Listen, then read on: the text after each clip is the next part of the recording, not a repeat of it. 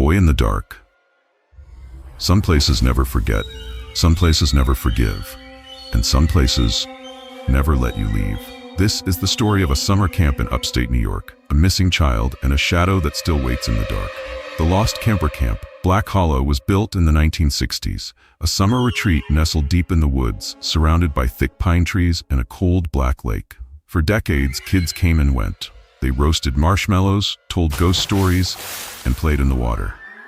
Until one summer, in 1984, when a boy went missing. His name was Elliot Grayson.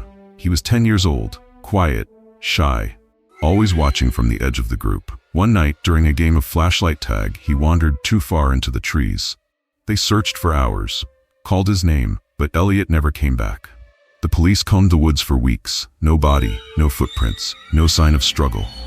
It was like he had vanished into thin air. The camp closed at the end of the summer. It never reopened. But some say, Elliot never left. The Dareth.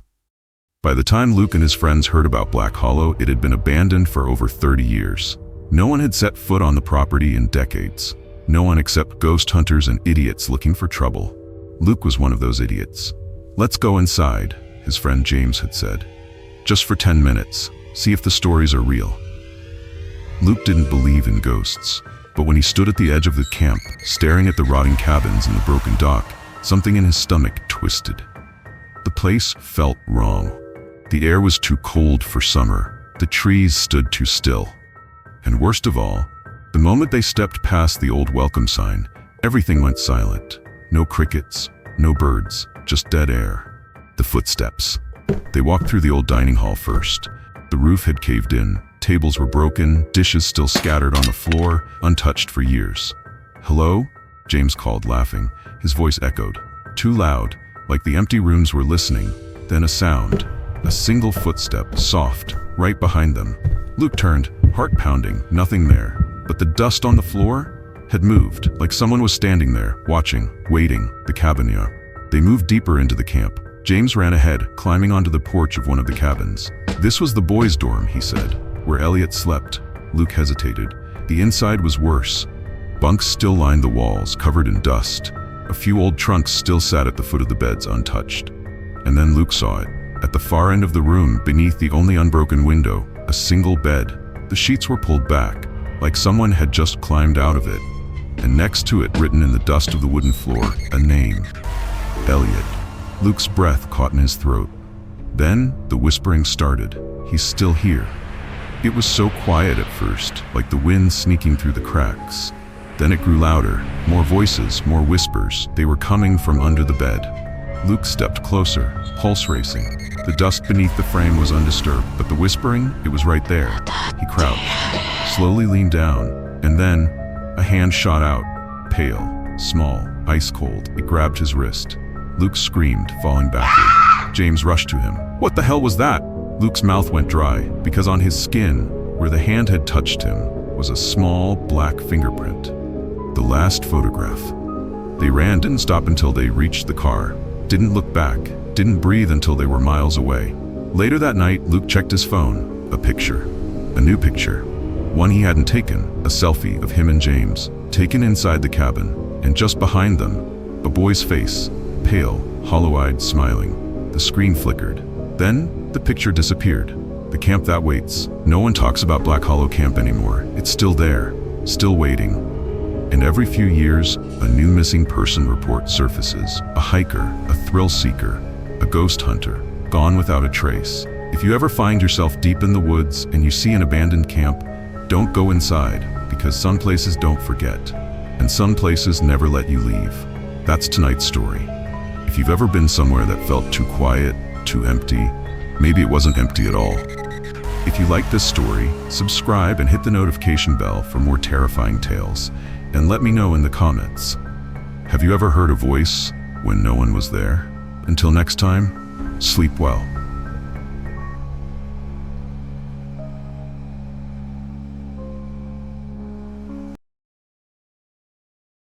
The woman in the attic. Some houses have history.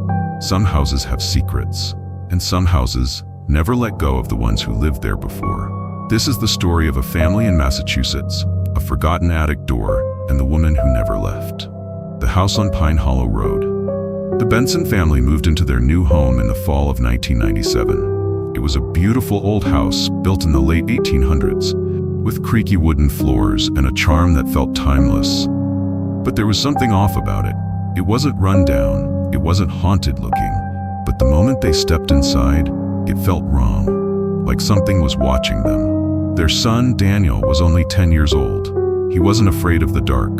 He wasn't the kind of kid who let ghost stories scare him. But when he walked upstairs to his new room, he noticed something strange. A door in the hallway ceiling. An attic door. And for some reason, the air beneath it was cold, the locked attic fourth. His father, Mark, tried to open it that same night. The handle wouldn't turn. The hinges were rusted shut. "Well, guess the attic's been sealed up for a while," Mark had said, laughing. "Probably nothing up there but dust and mice." But Daniel didn't laugh, because standing beneath that closed door, he swore he heard something moving on the other side. The first night, the house was silent at night. Too silent. No traffic, no neighbors, just the occasional creak of wood settling in the cold. Daniel lay awake, staring at the ceiling, and then a sound, a thump, coming from above, a heavy dragging sound, like something shuffling across the attic floor.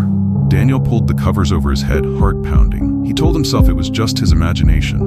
That was the first mistake, the open door. The next morning, the attic door was open, not just unlocked, wide, swinging. A dark, gaping hole in the ceiling. Mark stared at it, shaking his head. "That's impossible." He got a ladder, climbed up, and shined a flashlight inside. Dusty old trunks, a few broken chairs, cobwebs thick as curtains, nothing strange, nothing alive. But as he climbed down, Daniel saw something his father didn't. A footprint in the dust, a single bare footprint, and it wasn't his dad's. The woman in the window. A week passed. The Benson family tried to forget about the attic. They shouldn't have. One night, as Daniel was brushing his teeth, something moved outside the window. At first, he thought it was a tree branch swaying. But then he looked closer, and there she was. A woman, standing on the roof, staring at him through the glass. Her hair hung over her face. Her hands were pressed to the window, mouth open, silent. Daniel screamed. His parents ran in, but by the time they got there, she was gone. His dad ran outside with a flashlight, checked the yard, checked the roof. No one was there. The next morning, he boarded up the attic door. It didn't help. "She wants in." The whispering started 2 nights later. A soft humming sound coming from the ceiling, then the scratching. Light at first, like fingernails against wood, then heavier, angrier, like someone was clawing at the boards. Then 3 knocks, slow, deliberate, from inside the attic. Mark stood beneath the door, fists clenched. "There's nothing up there," he muttered. "There's nothing up there." But his wife was crying, because behind those knocks came a voice, soft, familiar. "Let me in." The last night, Daniel doesn't remember when he fell asleep. But when he woke up, the attic door was open. The boards were ripped apart. He turned his head, and standing in the doorway of his room, she was there, tall, thin, eyes hollow, her mouth opened wider, wider. A sound, not quite a scream, not quite a whisper. Something cold grabbed his wrist, pulled. Daniel thrashed, kicked, and suddenly, his mom's hands were on his shoulders, shaking him. His father was standing in the hallway, baseball bat in hand. The attic door was swinging, but she was gone. They left the house that night, drove away, never went back. And the next family who moved in didn't last a month. The final warning. The Benson family tried to erase that house from their memory. But sometimes, Daniel still dreams about it. And in those dreams, he's standing in the attic, staring into the dust, listening to the knocking. And just before he wakes up, he hears the voice again. Soft, familiar, waiting. "Let me in." That's tonight's story. If you ever hear knocking from an attic that should be empty, don't answer it, because some doors aren't meant to be opened. If you enjoyed this story, subscribe and hit the notification bell for more terrifying tales. And let me know in the comments, have you ever heard something above you in an empty house? Until next time, sleep well.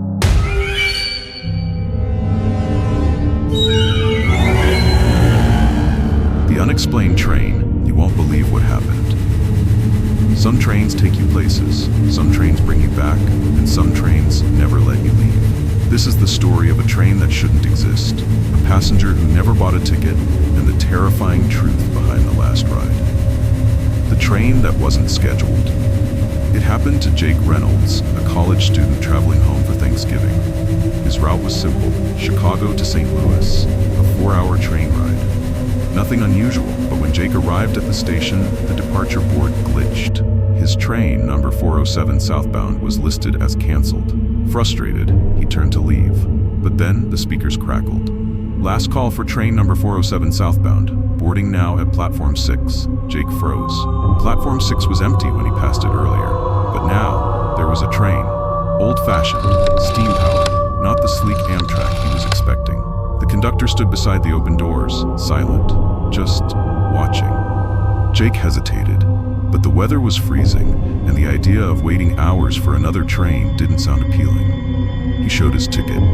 The conductor didn't scan it, just nodded, and Jake stepped on board. The train that never stopped inside. The train was pristine but old-fashioned. Polished wood panels, velvet seats, brass fixtures, everything looked like it was from the 1940s. Jake chuckled, thinking it was some kind of themed holiday ride. But as the train pulled away, he noticed something strange. The lights in the city, they were gone. Outside the window, the landscape looked empty. Not countryside, not suburbs, just gray, endless, like the world itself had stopped existing. His phone had no signal. The time on the screen froze at 8:17 p.m., the exact moment the train departed. The passengers who didn't belong. Jake glanced around. There were other passengers, but none looked quite right. A man in a 1940s suit, reading a newspaper dated June 12, 1949. A woman in a Victorian dress staring blankly ahead. And across the aisle, an empty seat. But the cushion was pressed down, like someone invisible was sitting there. Jake's unease grew. He leaned toward the woman. "Excuse me, is this some kind of historical tour?" She didn't move, didn't blink, but without turning her head, she whispered, "You shouldn't be here." The ticket that wasn't his. Jake stood, heart racing. He made his way toward the next car, but the door wouldn't budge. That's when the conductor appeared. Expressionless, eyes dark. "Ticket, please." Jake held out his phone, showing the digital ticket for train to 407. The conductor glanced down, then back up. "This isn't your ticket." Jake frowned. "What are you talking about? I bought it this morning." The conductor leaned in, voice low and cold. "This ticket belongs to someone who never finished their journey." Jake stumbled back. The passengers were now staring at him, silent, unmoving. The conductor reached into his coat and pulled out an old paper ticket, faded, torn. It had Jake's name on it, dated October 21st, 1953. The train that doesn't return. Panic surged through Jake. He ran back to his seat, yanked at the window, locked. Outside, the world was pitch black. No stars, no lights, just endless nothing. The train's lights flickered, the passengers stood, and from the far end of the car, footsteps. Slow, heavy. Jake turned. The conductor was gone, but something else was coming. Something tall, pale, featureless. It stretched its arms wide, blocking the aisle. Jake did the only thing he could. He jumped. The last ride. Jake woke up on the side of the tracks, bruised and freezing. The train was gone. His phone? Still stuck at 8:17 p.m. He stumbled back to the station, breathless, half expecting someone to laugh at the prank. But the clerk's face turned pale when Jake told his story. "Train number 407, the man muttered. "That line was shut down in 1953. There was an accident. Train derailed, dozens killed. Some bodies were never recovered." Jake didn't argue. He just walked away. And to this day, he never takes trains.